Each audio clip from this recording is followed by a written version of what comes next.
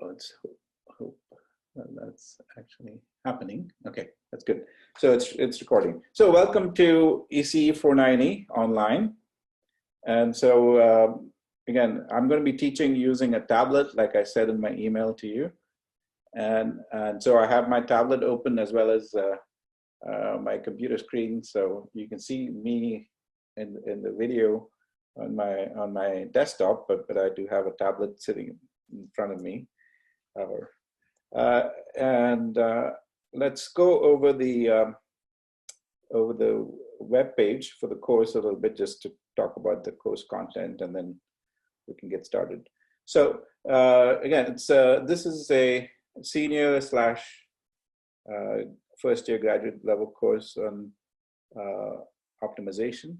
Oh, by the way, I should mention that if any of you have a question,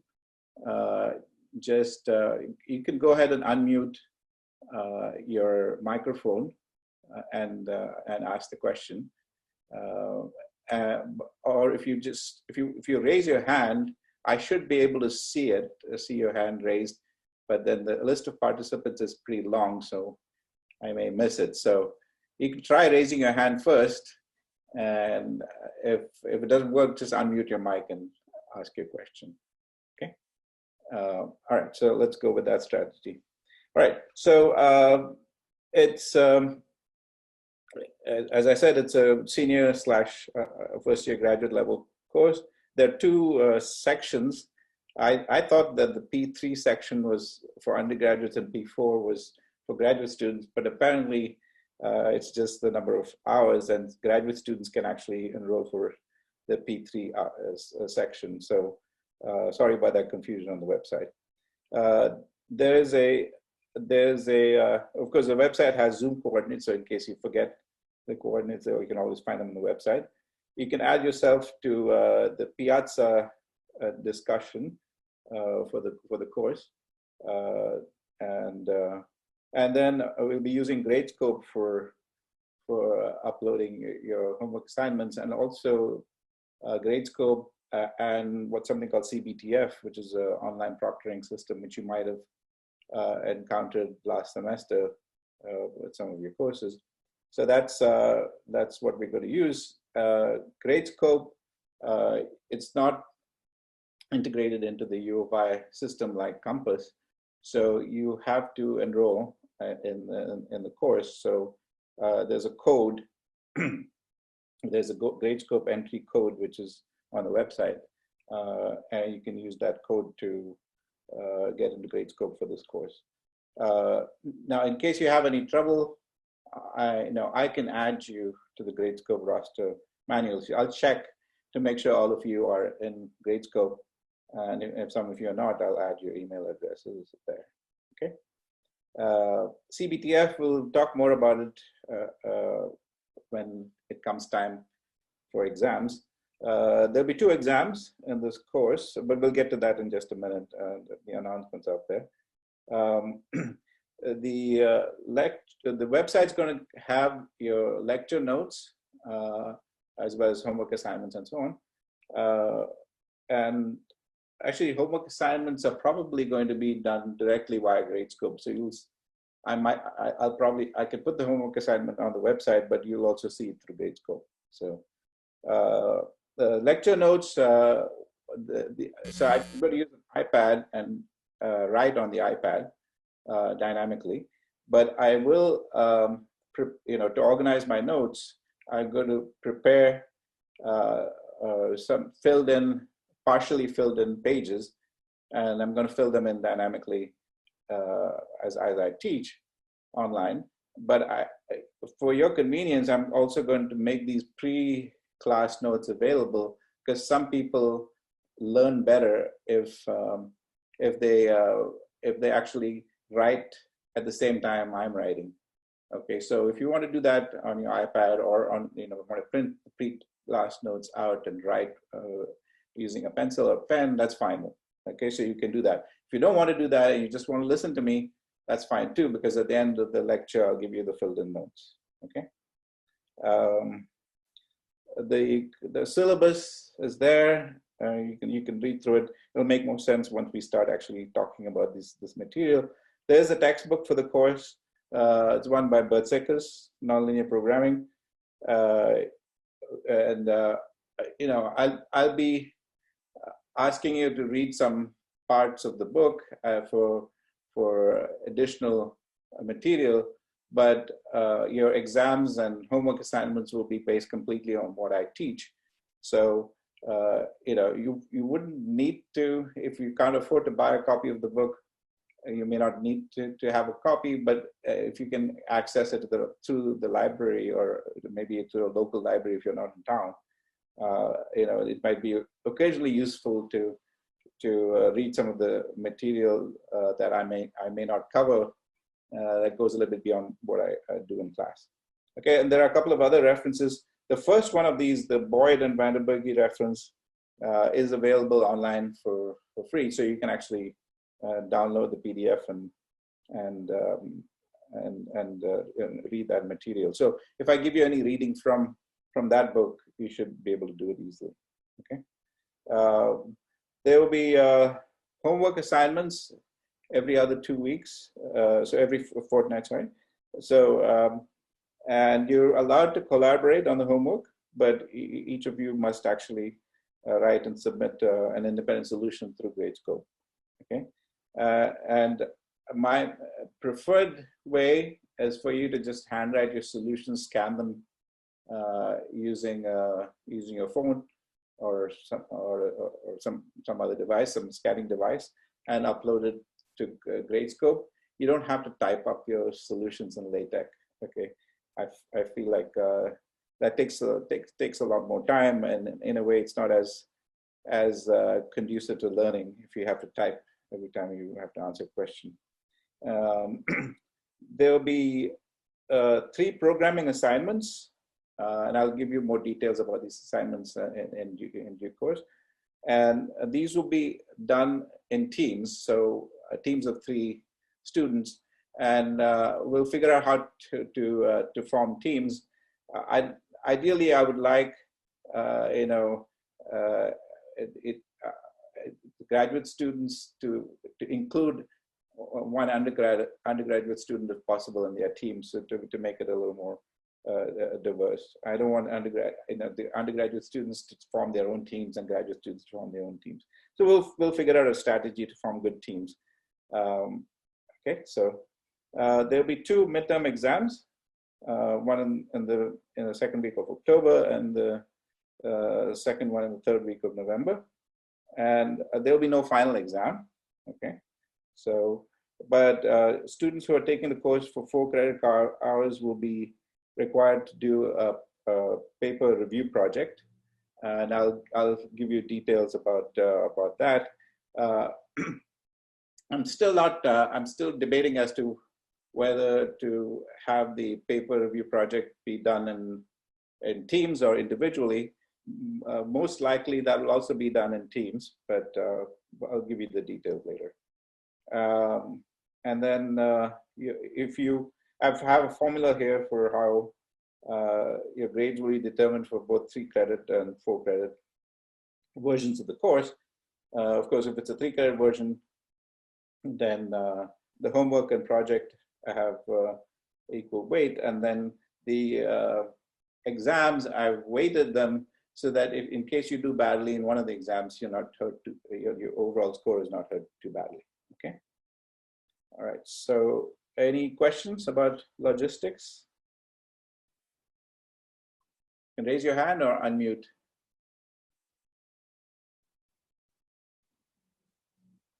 No?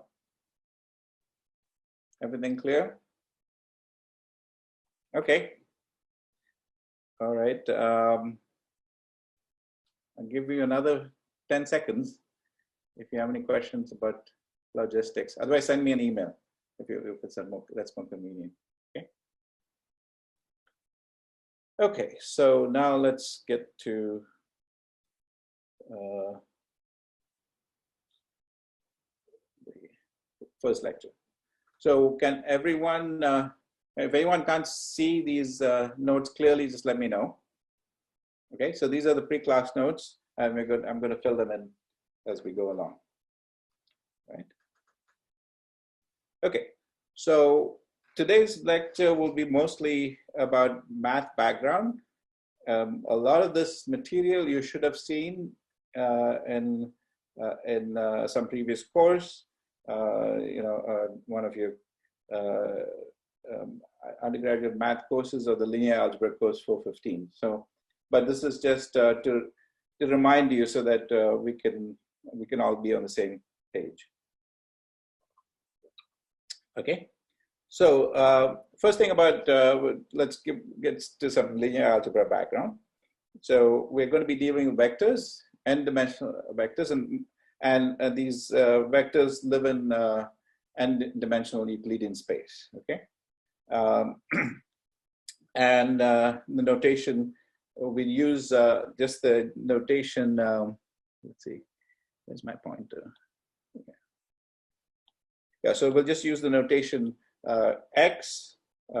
We won't make it bold like in some textbooks and maybe in some classes they were taken in the past. Vectors are denoted in bold and scalars are denoted in regular font. So our convention is we're not going to, I can't do bold anyway when you write. So sometimes you put an underline, but we'll not do that with the understanding that the X is the lowercase x in this case is a vector. Its components are denoted by x1 through xn, and you can write that as a vector, a row vector transpose, or a column vector. Okay. The norm of x. Okay. If you remember the norm of x, it's basically the square root of the one that you studied and the Euclidean norm down here, okay, which is square root of x transpose x. But in general, a norm for a n-dimensional vector x should satisfy certain properties, and you probably remember this from your 415 class. So it has to be non-negative. It has to be 0 if and only if the vector is 0. And if you scale x, you get a scale version of the vector, okay, for any scale belonging to the real line. And then the last property, which is the most important, which is why I left it to write down right now, is that if I look at the norm of x plus y, it should be less than or equal to the norm of x plus the norm of y. And anyone know what this is called? You can unmute and say. Triangle inequality. Yes, the triangle inequality. Very good.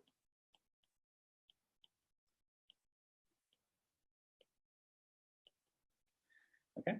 And so now we have the inner product, which is x. You take the transpose of x and multiply by y. X and y are both n-dimensional. And that's just the sum of xi over i's. The Euclidean norm is the square root, as we just mentioned, square root of x transpose x. And some properties for the Euclidean norm, some important results, which we might come across during the course, are that if x transpose y is 0, which is also sometimes written as x perp, the perp sign here equal to 0, what does that say? So it says that if it's basically a right angled triangle. So if we look at the third side, x plus y squared is x squared plus y squared. Okay, and then this is this next inequality is one of the most important results that we're going to see very often in this course, and you might have seen it in other courses as well. It's called the Cauchy-Schwarz inequality. By the way, it's a Schwarz. I don't think so. A lot of textbooks write it with a T, W-A-R-T-Z, but I don't think there's a T. It's just Schwarz, not Schwartz. Okay. And so what it says is that if I look at the magnitude of the inner product, it's less than the product of the norms. Okay. And more importantly, you have equality in this inequality if and only if x is some scalar multiple of y. okay, for some alpha belonging to R. Okay, so this is going to come up quite a bit in this course, so keep that in mind. All right, so next let's look at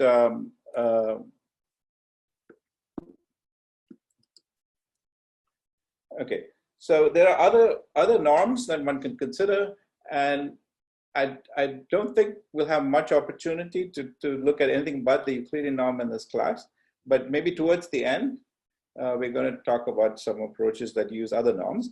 And in particular, one of the norms that might appear is what's called the L1 norm. And the L1 norm, rather than taking this square root of the sum of the squares, like you do with the L2 norm or the Euclidean norm, you add the magnitudes of the components. Okay, so that's the L1 norm. And the sup norm, which we may have some occasion to study at some point, is just to take the max of all the components of X. Sorry, magnitude of the components. Okay. All right. So if we ever need those, we'll introduce them again then. All right. Then we often in this course we're going to deal with sequences of vectors. Okay, and you'll see why, because in optimization, often optimization algorithms are iterative algorithms where you go from one, you're trying to find the minimum of function. What you do is you start at some arbitrary point and then you try to find the next point which has a smaller value for the function. So, and you keep going and hopefully you can eventually get to the minimum. So you're going to be dealing with sequences of vectors, okay? And so one of the most important things about sequences of vectors is whether they converge. Okay, so if you have a sequence of vectors xk, by the way, there's a little bit of confusing notation here. So so I should note that I've written x sub k here. Okay, and on the previous page we said that when I have a subscript on x, that's the kth component of x. Okay, but here if you note, so I'm saying that each of these xk's belongs to Rn. Okay, so if I want, so these are all vectors. This is a vector sequence. Okay, so some people, including your textbook, would put this k in the superscript, and then the subscript is only used for to denote components. But I find that notation to be even worse, because a lot of times if you say x, sup 2, you might get confused with the square or something like that. So in order to avoid that kind of confusion, I'd rather have this, because most of the time it'll be obvious from the context whether that subscript denotes a component of x or if it's actually a sequence of vectors x. Okay, so we're going to stick with this notation in this course. Okay, so now I have a sequence of vectors x. Each of these xk's belongs to n-dimensional Euclidean space, and we can define convergence of this sequence. So we say that this sequence xk converges to x, or that's also written as limit of xk, k going to infinity is x. And the formal definition of that is that if somebody gives you an epsilon positive, then you can find a number n, which may be a function of epsilon, such that xk minus x, how close xk is to this x, okay? You can make it as close as you like. You can make it less than epsilon, any pre-specified epsilon, for all k bigger than n. Okay? So that's what we mean when we say that xk converges to x. Okay, so that leads us to the next definition, which is the continuity. So if you have a real valued function, okay, mostly we'll be dealing with real valued functions of a vector. So even though I have x belonging to Rn, I'm mapping that to a real value through f. Okay, so real valued function f, we say it's continuous if for every sequence of xk, every sequence xk that converges to x, right? So this is continuity at a particular point x. Okay, if this limit of the sequence as k goes to infinity is equal to f of x. Okay, So basically, the idea is that if the function is continuous, if I take a limit to that point, no matter how I take that limit, okay, if I take a sequence of x's that are going to that point, the function value also goes to the function value at the end. Okay, an equivalent definition is that if you're given an epsilon greater than 0, then you can find a delta greater than 0, such that the difference between fx, any fx and fy, can be made less than epsilon for all x and y, such that x minus y is less than delta. Okay, so if x and y are close to each other, then fx and fy are also close to each other. Okay, so you can make them as close as you want by making x and y close to each other. So that's the idea behind continuity. Okay, so if f is continuous for all points x, okay, then it's called continuous, right? If it's continuous for all x.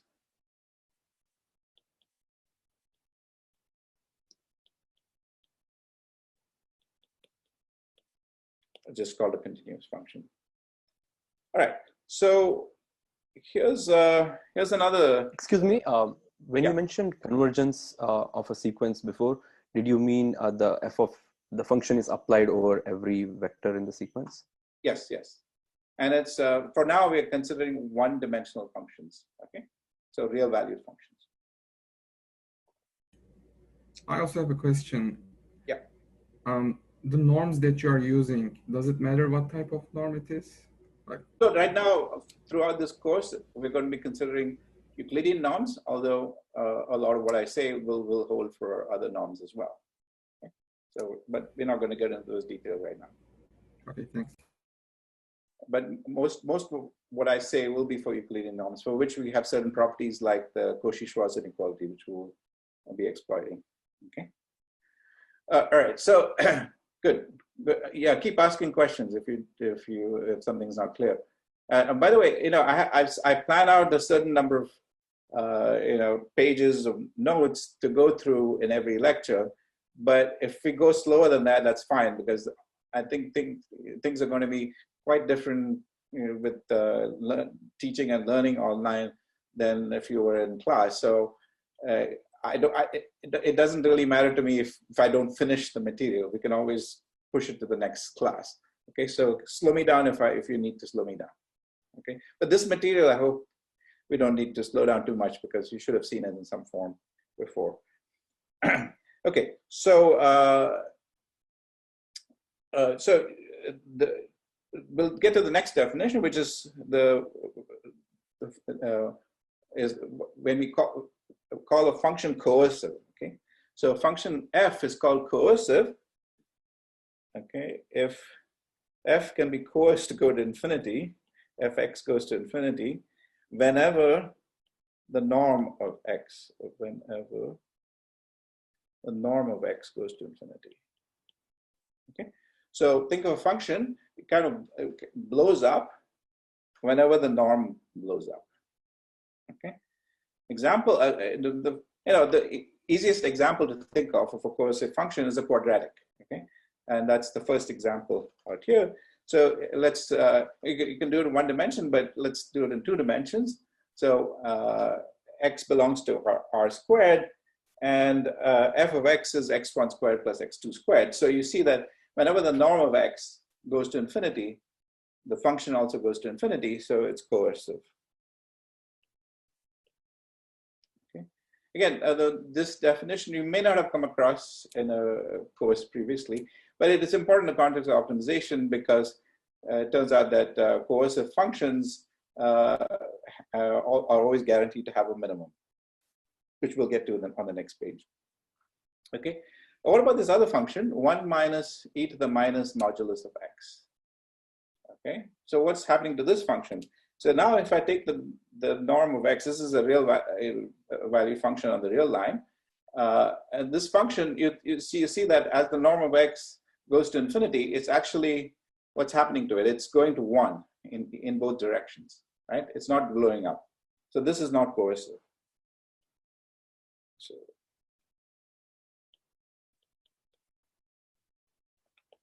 okay. So these two examples, it was obvious to tell which was whether it was a coercive or not. But what about the third example? X1 squared plus X2 squared minus 2X1 X2. Is this coercive or not? So is this going to blow up whenever the norm of X blows up?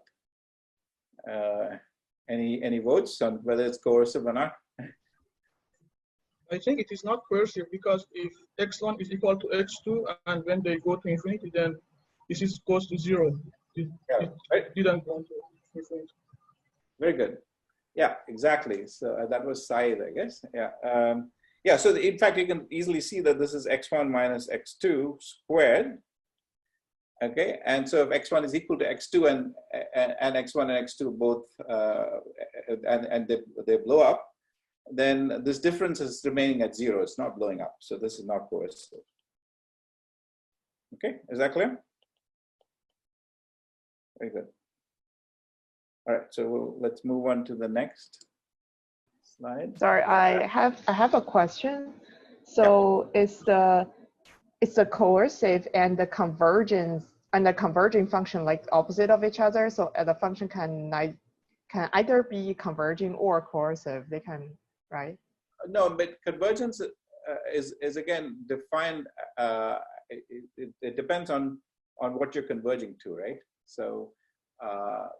So basically, in the definition, for example, in the definition of continuity, we say that the function is continuous if I have a sequence of x's converging to some point x, okay, then the function also converges to that value. In this case, okay, what's happening is that if I have a sequence that's blowing up, going to infinity, the function is also blowing up, okay, but it has nothing to do with whether, you know, but I could still have some other sequence of x's that actually, say, for example, converges to 0 for a quadratic. Okay, in which case the function will converge to 0. So all the coercive is saying is that if if I make my x blow up, okay, I take a sequence of x's, say, and I'm making the magnitude blow up, then the function's magnitude also has to blow up. Okay, that's all. Thank you. Is that clear? Yeah. Thank you. All right, sure. All right, so now we'll talk about closed and open sets. Okay, so again, this a lot of this, you know, it might be quite familiar to you from a previous course, but just to remind you. So we say that a set is open. Okay, so the way to think about an open set. Let's just actually draw an open set, maybe. Let's draw an open set on the real line. So this is an open set. Okay, what it says is that if I take any point on this open set, okay, and then draw a little ball around it, it remains, I can draw a ball so that it remains within S. Okay, so the way to write that formally is that for any point x and x, okay, there exists an epsilon. It can be made, it might be very small, but there exists an epsilon positive, such that if I look at the set y, of y is such that y minus x is less than epsilon, so that remains an S. Okay, that's what we mean by an open set. Okay, and how do you define a closed set?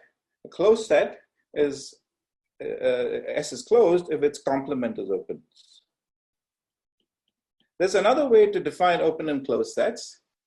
But that's by actually first looking at a closed set. Okay, a set X S is closed if I take any sequence, okay, of any sequence of points that's sitting inside S that converges to something, then the limit, that limit point has to be, so all limit points of sequences in S have to be contained in S. So that's another way to think about it, okay? But this definition is a little more visual, which is why I gave you that. But both those definitions are equivalent. In one of the definitions, you would define closed first, and they say that the set is open if its complement is closed. And the other way to think about it is with these balls, you define the open set first, and then you say a set is closed if its complement is open. Okay. So here are some sets with which you're familiar. So the set 1, 2 with the little opens on both sides is basically the set of all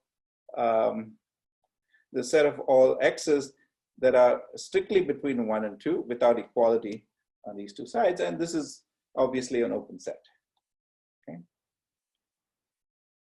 How about the set minus infinity to 1? So when you write infinity, typically you don't write closed because infinity is not part of the real line.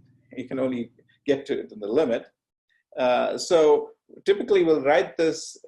We'll write infinity with a little open thing here. Okay. So I have open on both sides.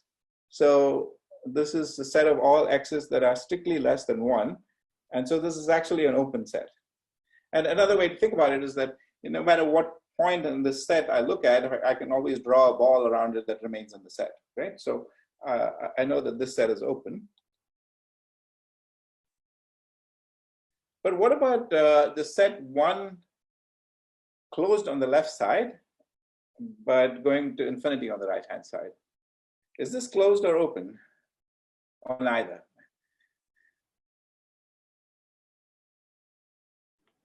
Closed. It's closed. And why is it closed? If you draw a ball at 1, then the outside of it won't be in the set on the left. Well, let's actually look up there, and as we say that a set S is closed if its complement is open, right? Okay, so, we can also. Yeah, so we just showed that the complement of the set is open, so this must be closed. That's another way of looking at it. Yeah.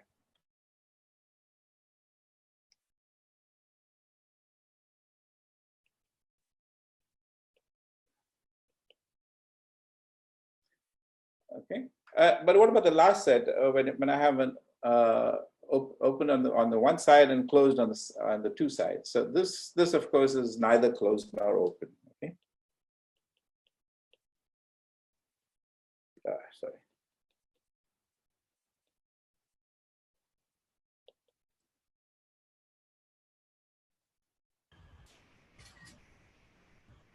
What about the whole real line? Is it open or closed or neither or both? It turns out the way to think about the real line is that it's actually both open and closed. Okay. So that's a special case because you have these infinities to worry about. But I don't think we have to worry about those kinds of nitty-gritties in this course. So, but you know, keep that in mind. So the real line can be defined to be both open and closed. I'm sorry, I have a question for the last example. Yeah. It sort of violates the definition of closed. Why is it neither closed or open? Okay, so you can think of a set is closed if its complement is open, right? So you think of the complement of this set, okay, that includes the point 1 on and going back to minus infinity, right?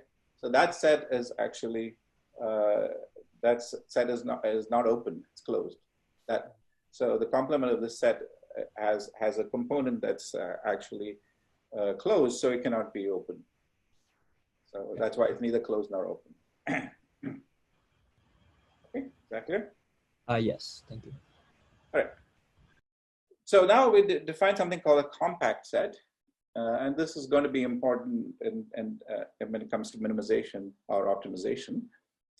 So we say that a set is compact if it's closed and bounded.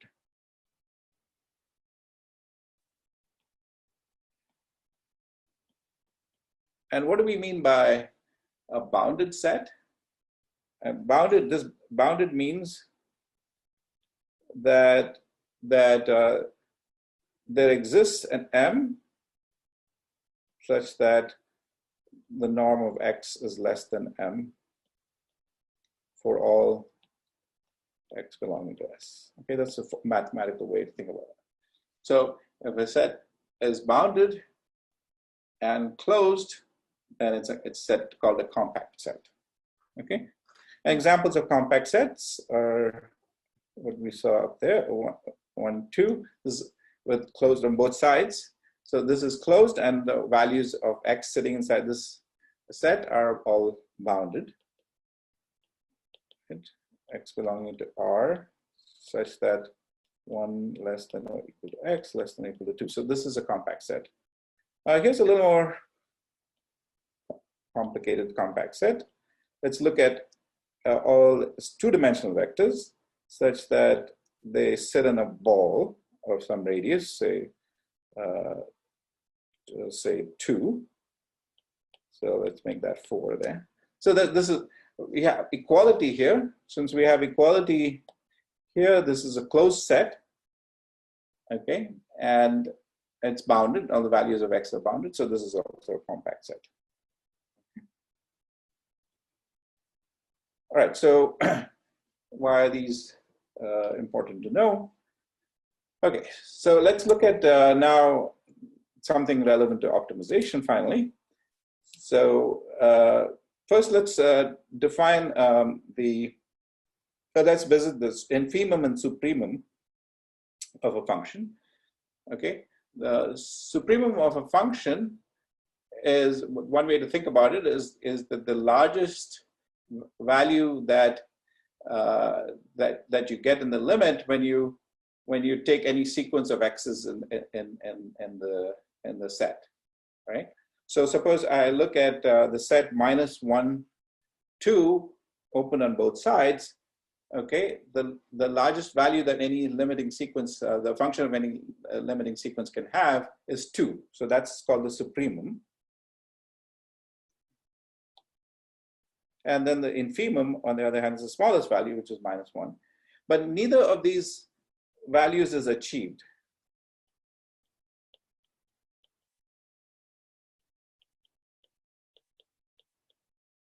But if I closed, say, one side, say I put a closure on the right-hand side, okay, so if I closed the 2 here, then what would happen is that now the supremum is achieved. So and so the value at 2 becomes the maximum value of the function. Okay, so that's the difference between a supremum and a maximum. So let's do some examples here. So let's look at the function x squared. Okay, if you look at the function x squared, this is just a quadratic. And so the minimum of this function is 0, and it's achieved at 0.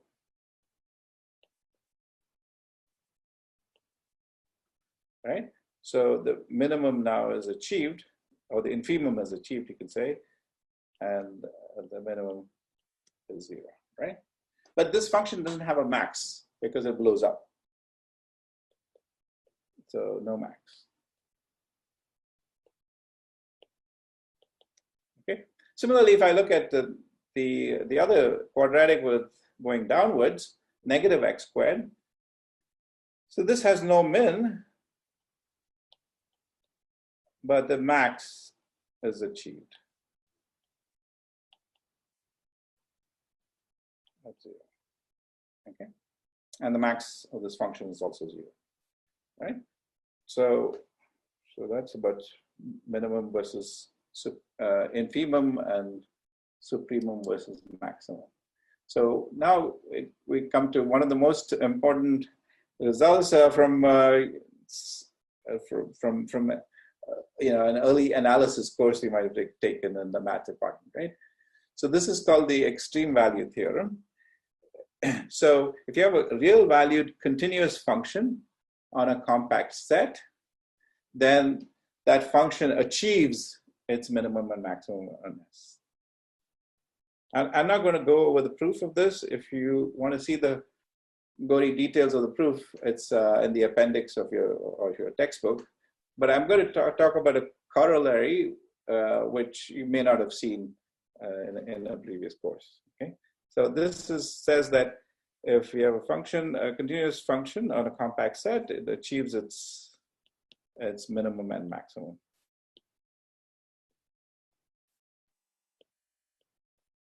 On the set S. So basically there exists an x1 such that f of x1 is equal to the infimum of x over s of x. And there exists some other x2 such that f of x2 is the supremum.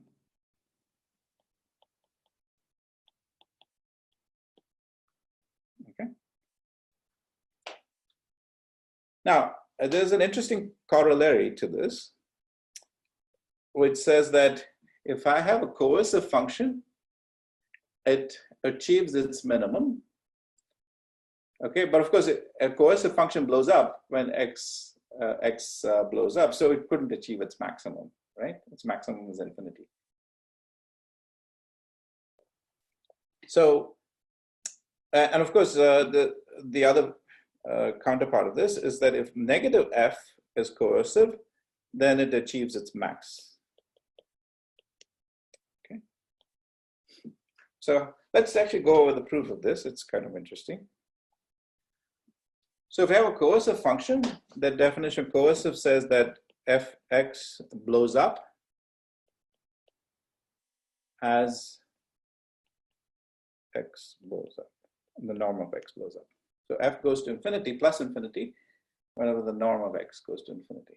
So this means that there exists some r such that if I look at some particular value of the function, so the function, by the way, this is a corollary to the statement here. So f is still assumed to be continuous. So I have a continuous function. Okay, so then it's really, if I take any value, say 0, okay, the function's well defined there and has a certain value. It's not going to blow up, right? So f0 is some value. So if I look at f0, sorry, moving this thing without. So if I look at f0, okay, then since the function is blowing up as the norm blows up, I can make my fx bigger than f0 for all x larger than something, right? For all x such that the norm of x is some bigger than some r. Okay, so there's some r. I can choose it as large as I like. So since I know that I can make it larger than, make it blow up, I can make it larger than any particular value, and the particular value I'm focusing on is f0. Okay, so eventually I can make it bigger than f0 by making the norm large enough. That's all this is saying. Now let's actually capture the set of all x's that are less than r, and let's call that the set S. Then this fact that I just wrote down says that fx is bigger than f0 for all x belonging to the complement of S. Okay. Now, if we look at the set S, okay, I've defined it as the norm is less than or equal to R. So it's like a ball, right, sitting in n dimensions, but it's a closed ball, right, including the surface of the ball in the set. Okay, and it's compact because all the x's in this set are finite valued. So S is compact. So I can apply Weierstrass's theorem. This is why this is called the corollary to that theorem. By Weierstrass's theorem, there exists an x star which is a minimizer for this function on this set. Okay, so on this set, actually I also have a max, but I'm not worried about that. I know.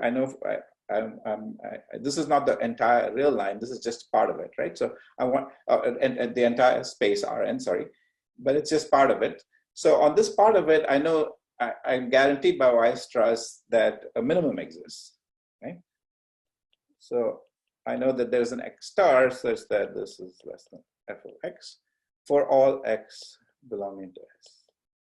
Okay, good. But that doesn't say that there's a minimum on Rn for this function, right? I also need to look at what happens outside the set. Okay. Okay, but first let's look at the fact that this set S is all X's that have norm less than R, and one element of that set is this point 0, because 0 has norm less than R, right, for any R. So since 0 belongs to this set, Fx must be less than, actually less than or equal to, not less than, F0, okay? But then we know from up here, the F0 is less than Fx for all X belonging to S complement.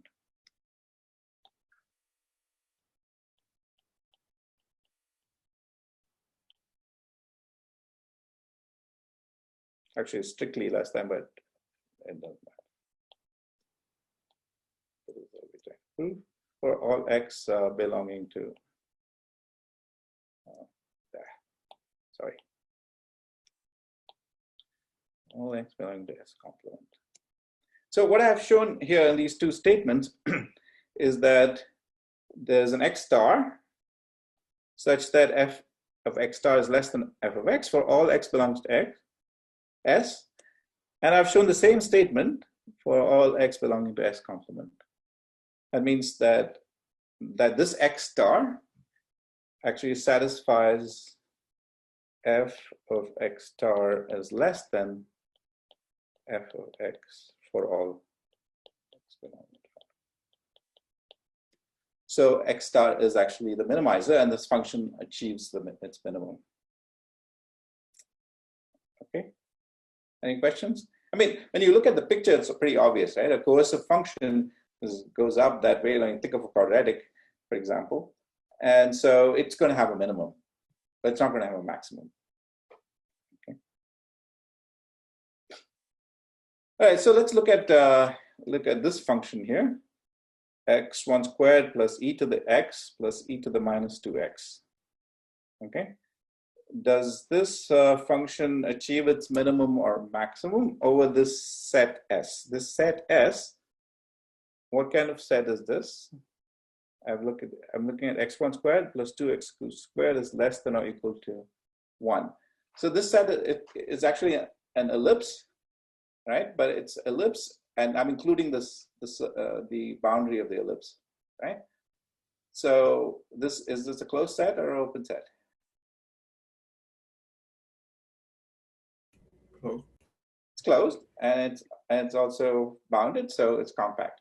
And so by Weierstrass's theorem, it achieves both its min and max, right? By Weierstrass theorem. Okay, but what about if you look at the entire Euclidean space R2?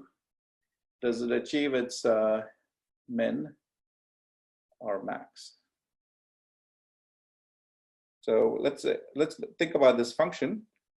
As x1 becomes large, it's a quadratic in x1. So in that component, if I make x1 large, it's going to blow up. What about x2 though? So if x2 goes to plus infinity, it blows up. But so does it blow up when x2 goes to minus infinity.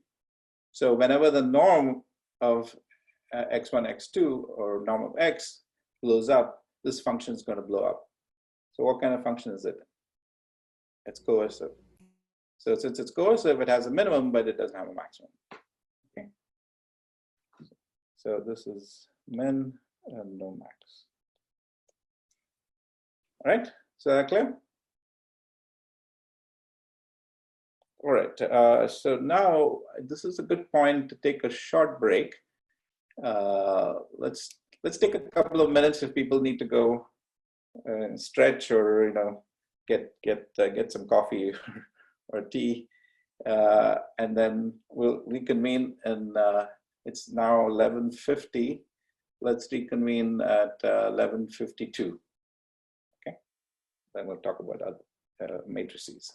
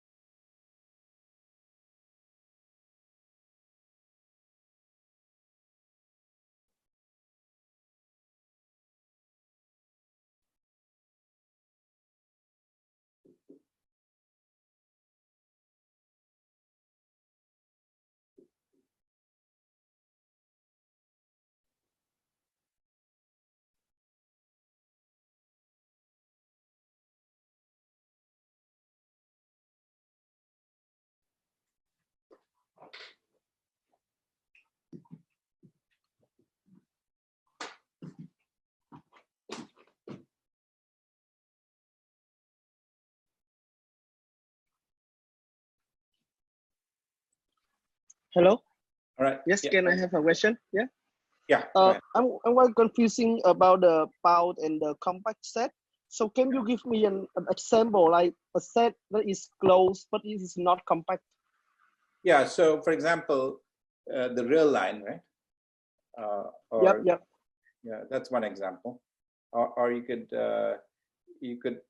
have say, for example, the set 0, which is it's closed at 0 but open, but goes all the way to infinity. We just discussed that that's a closed set, but it's not bounded, so it's not compact. So that. Oh yes, yeah. Thank you. Yeah. Good question. If a set is compact, does it say anything about the optimization? Is there any significance to it?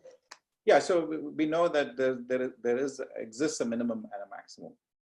So then, if we look at, we'll actually talk about this a little bit later when we're trying to optimize a function over a compact set. Then we know that both the minimum and maximum exist. So any algorithm that we have will actually be able to, if we have a good algorithm, then we can get to the minimum or maximum. Okay. So, for example, if it's a coercive function, then if you have an algorithm that is an algorithm that tries to climb up and try to find the maximum, for example, is going to keep going. It's not going to converge. It's not going to go anywhere, right? So this will turn out to be important, and when we talk about optimization algorithms later. Okay. All right. So let's get to some background on matrices. So linear algebra again, 415 for those of you who've taken it here at Illinois. So a matrix, is a squared array of elements. Okay, so this is an m by n matrix. I'm going to go over this a little quickly, this page. And the matrix is said to be symmetric if with the transpose of the matrix. The transpose is when you replace rows with columns. You get the same matrix. Of course, it has to be a square matrix for it to be symmetric. Right, it has to be an n by n matrix for it to be symmetric. It's called upper triangular if you only have non-zero elements above the diagonal, or on the diagonal or above the diagonal. Okay, we'll come across these things as we go along in the course. For square matrices, we say that A is singular if the determinant is 0, otherwise it's non-singular. If the determinant is not 0, that means it's non-singular, then the inverse exists. And one way to compute the inverse is to take the adjoint, you might remember from your linear algebra course, and divide it by the determinant. But there are, of course, other ways more efficient ways to compute the inverse. If you have two n by n matrices and you take the determinant of their product, that's the same as the product of the determinants. And of course, that's the same as the determinant when you swap the matrices. Okay. Eigenvalues and eigenvectors. A matrix is said to have an eigenvector, which is a non-zero, if I take the matrix and multiply it by U, then I get I get a multiple of I get lambda multiplying U. Actually, I should be a little bit careful here because I didn't say anything about. Yeah, actually, we'll get to. Lambda doesn't have to be. It could be complex, and U could be complex valued, but let's not. Even if the A is real valued, so all our variables for this course and optimization course are going to be real valued. Okay, so vectors are real valued, matrices are real valued, and so on. Okay, but eigenvectors and eigenvalues could potentially be complex, but we'll see why they're not going to be for all the cases we're going to study in this course in just a minute. Okay, and how do you find the eigenvalues and eigenvectors? You basically solve what's called the characteristic polynomial, because we know that the eigenvectors, eigenvalues should satisfy this equation from here. That means if you take the determinant of this matrix, it has to be 0, right? And so, that really means that because u is non-zero, if the determinant were non-zero, I could invert this and get u equal to 0 contradiction. So the determinant of a minus lambda I must be 0. And this is called the characteristic polynomial. Okay, and you solve this to find the eigenvalues and corresponding eigenvectors. And we'll do a quick example just to remind you of how we do these things, because for some of you, it might have been a while before you did this recently, because all you do, you probably go to some program like MATLAB or Python to do these things. So, but I just want to remind you, at least for some simple examples, you can actually go through these and find the eigenvalues and eigenvectors, okay, by hand. So let's do it for this example. So if I took the determinant of a minus lambda I can write that as 1 minus lambda I for the top row, from the top row. And since I have zeros, it's convenient that I don't need to look at the other two values. So I have 1 minus lambda, and then along the other two diagonal elements, I have 2 minus lambda and 2 minus lambda. So I get square of that and minus 1. And so this is 1 minus lambda times 3 minus 4 lambda plus lambda squared, which is 1 minus lambda, 1 minus lambda, and 2 minus lambda. Is it 3 minus lambda? Right. And so now you have the 3 eigenvalues here. Let's go. It's typically when we write eigenvalues, we go from the largest to the smallest. Okay, that's usually the convention. So lambda 1 is 3 in this case, and lambda 2 and lambda 3 are both equal to 1. So we have an eigenvalue of 1 in this case that has multiplicity of 2. That's what we call it. How you find eigenvectors? You just again use the characteristic equation. So if I want to find the eigenvector for eigenvalue 3, I'll put the equation here for the eigenvector.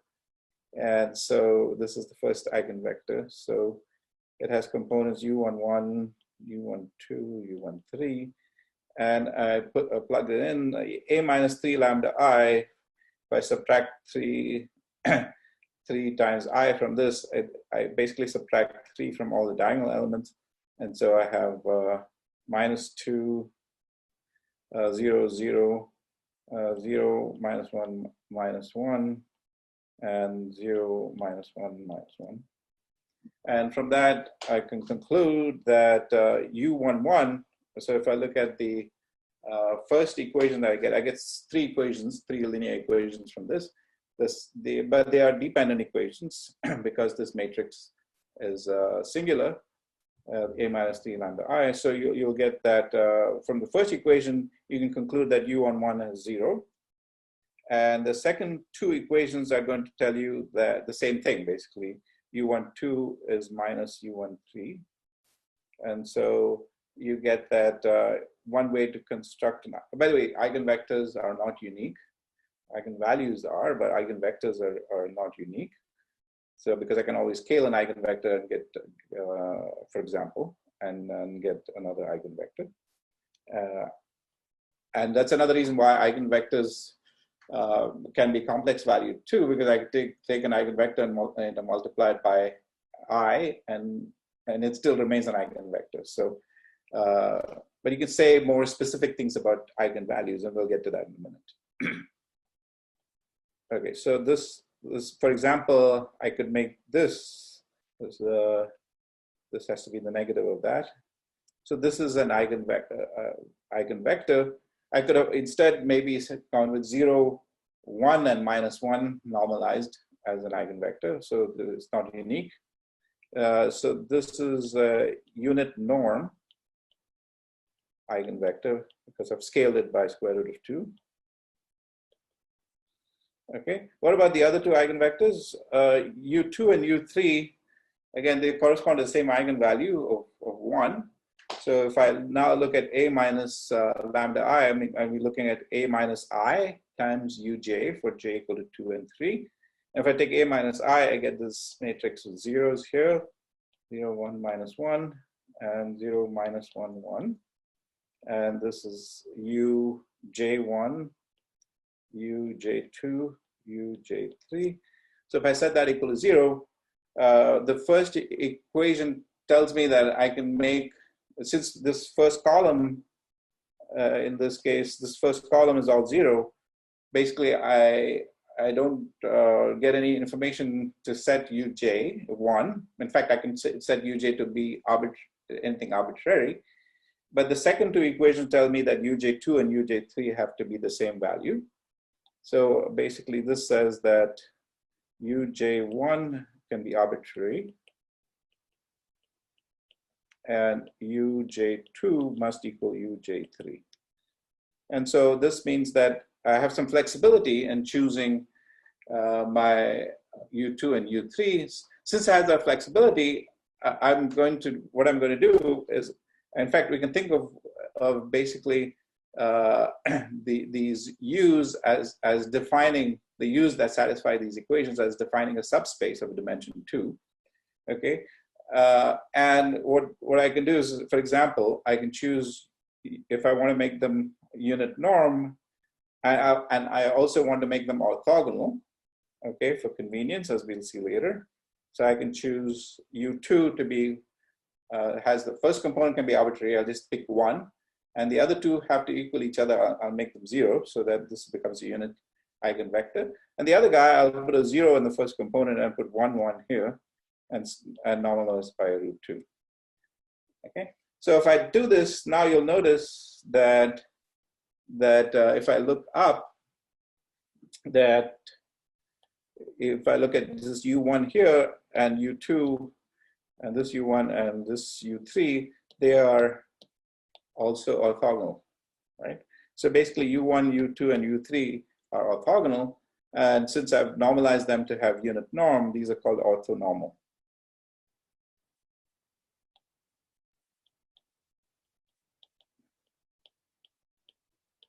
Okay. All right, so this is just an example, but actually some of the properties that you see in this example hold more generally, and that's what we're going to talk about next. Okay. So again, mostly in this course, we're going to be concerned with symmetric matrices. Okay, real valued. So A is real valued and symmetric. So if A is real valued and symmetric, then the first result is that all the eigenvalues of A are real.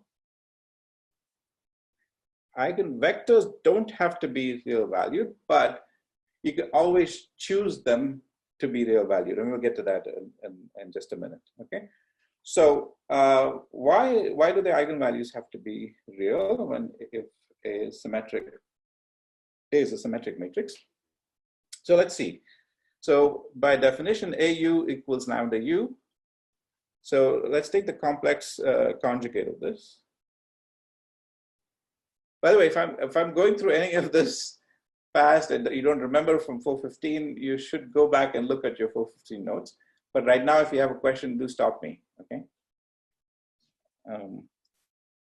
So I take the complex conjugate on both sides. Since A is real valued, I don't have to do anything with A, but U could be complex valued, so I'll put a star on that.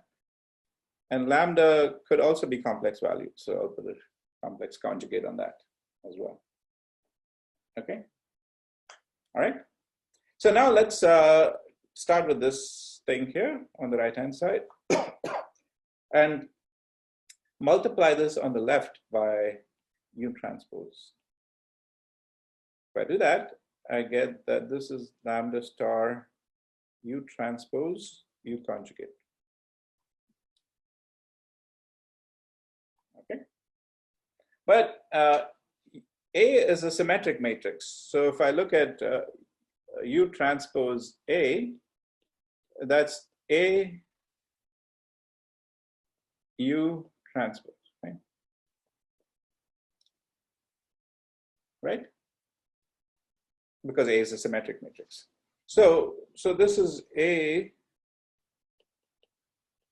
U transpose U star is equal to lambda star U transpose U star.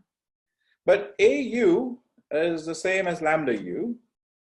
So this says that lambda U transpose U star must equal lambda star U transpose U star.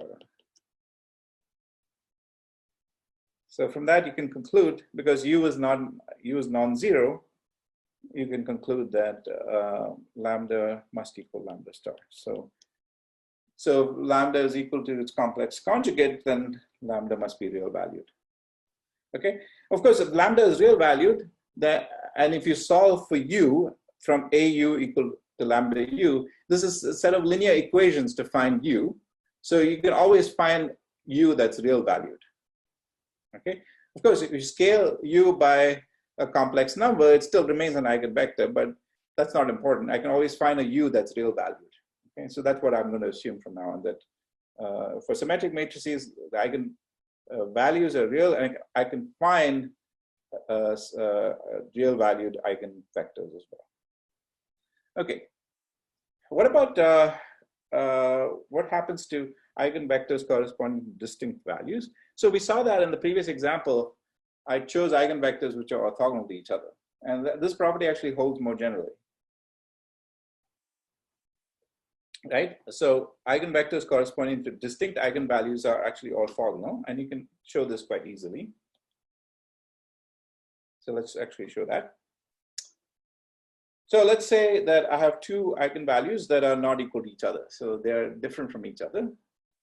Okay, and the eigenvalues satisfy their equation, which is AU1 has to be lambda 1 U1, AU2 equal lambda 2 U2. Okay, so now let's actually look at the quantity lambda 1 U1 transpose U2.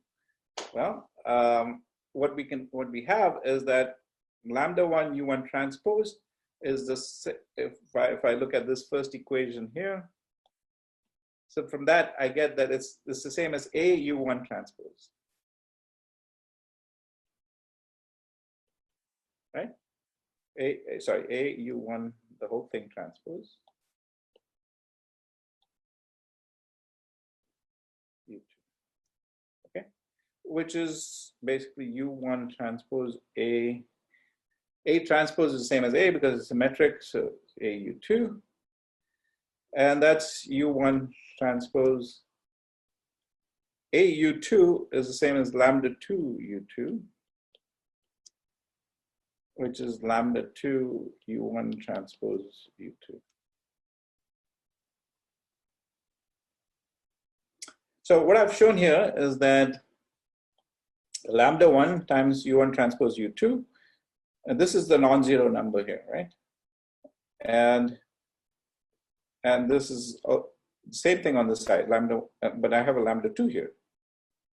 And since this quantity, these quantities are this is non-zero, I now have two things which are equal to each other, supposedly. The only way they can be equal to each other is if either lambda 1 equal to lambda 2, or what's the other possibility? That U1 transpose U2 must equal to be equal to 0. So this means that because I assumed already that the eigenvalues are distinct, then the U's have to be orthogonal to each other. Okay.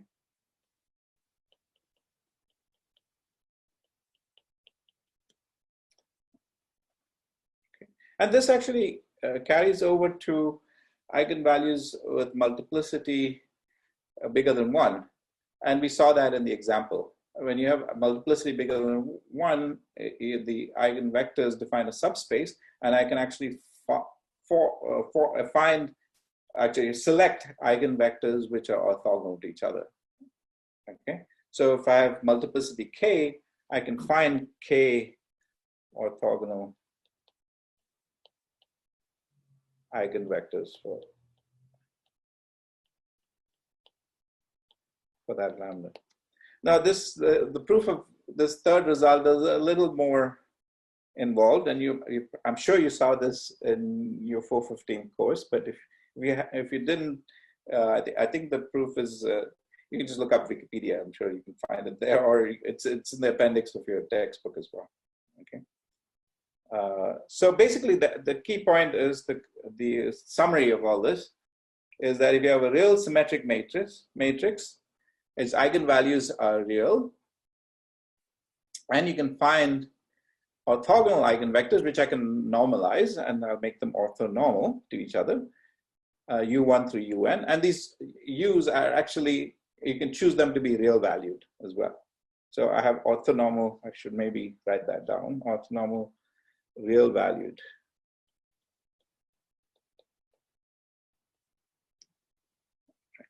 Or belonging to Rn, I should say, right?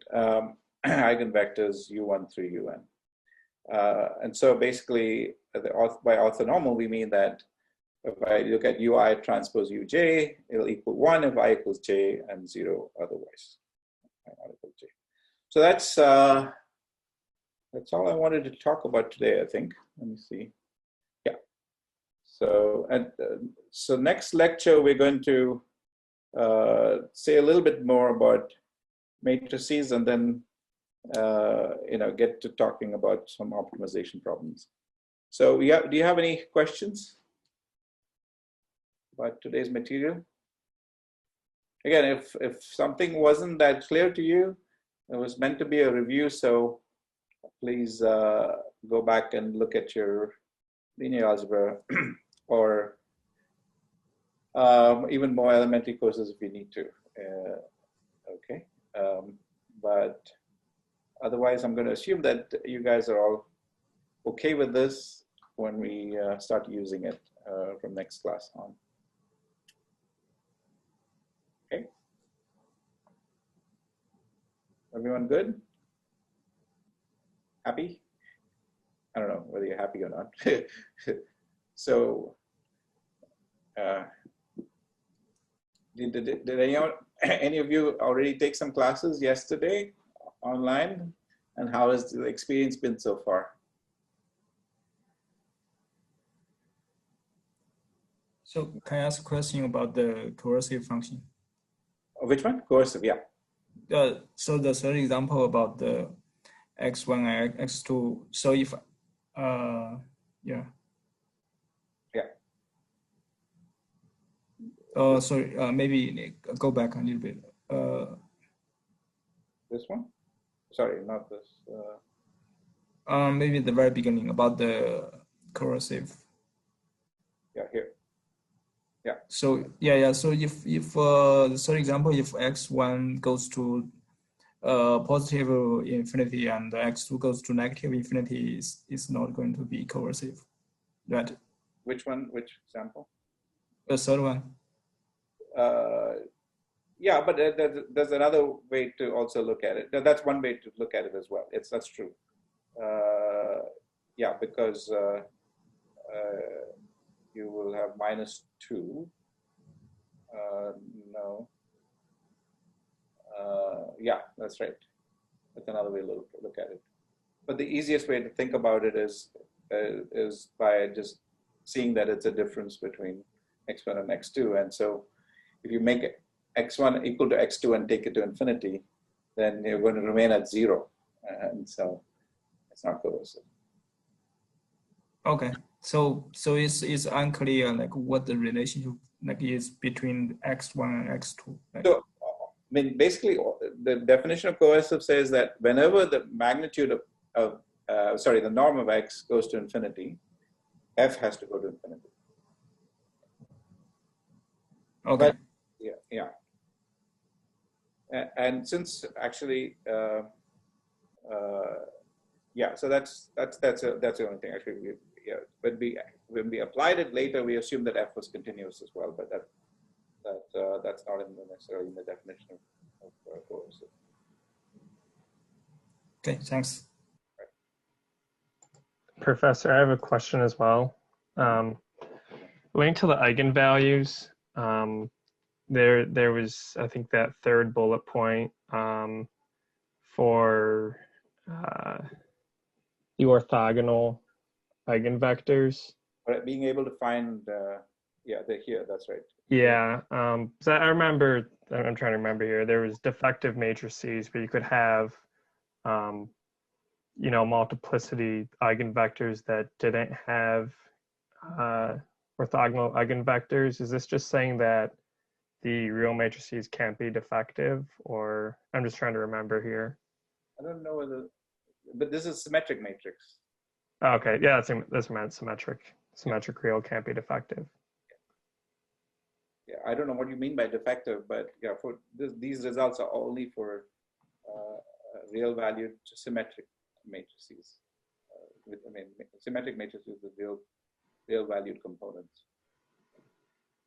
Okay, thank you. Yeah. So yeah, the way to think about eigenvalues with multiplicity bigger than 1 is that for that eigenvalue, the eigenvectors, the multiple eigenvectors, define a subspace of Rn. Okay, and so within that subspace, you can pick, or you can always, you know, pick some basis functions for that subspace and call them the eigenvectors. Okay, and they will satisfy the equation A lambda equal to AU equal to lambda U. So that's the idea. That's why you can always find K orthogonal eigenvectors for that. And so if you look at the proofs, that's essentially what it boils down to. Okay, thank you. Any other questions? Yeah, Professor, so could you just explain that the one example where you mentioned about whether it's neither a closed or an open set? Yeah. So in order for it to be closed, its complement has to be open, but you couldn't show that it was closed. And the same thing, that it cannot be open because, okay, let's look at this one, right? This 1, 2. So this thing, it cannot be open because basically if I put a ball around 2, okay, no matter how small I make the ball, there'll be a piece of it outside the set, so it can't be open. It can't be closed because if I take the complement of this, the complement of this has 1 included on this side, and the complement is not open for that reason, because at that point 1 for that set, I cannot put a ball and contain it within the set. So it's neither open nor closed. Make sense? Yeah, okay, thank you.